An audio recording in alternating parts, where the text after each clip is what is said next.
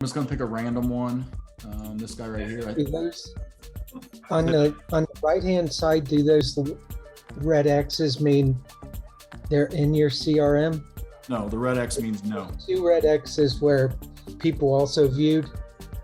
Yeah, so no, these people are not my CRM, just like this guy isn't my CRM. Oh, okay.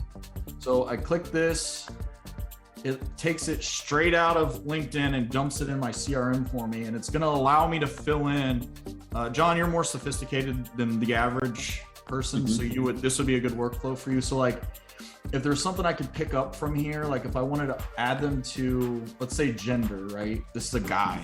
I don't have gender in my CRM really for most people, but I could fill in all of the properties that I want associated with this person.